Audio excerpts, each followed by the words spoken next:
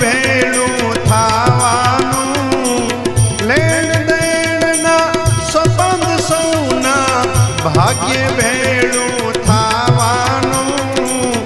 છેવટ કોઈનું કોઈ નથી ભાઈ છેવટ કોઈનું કોઈ નથી આ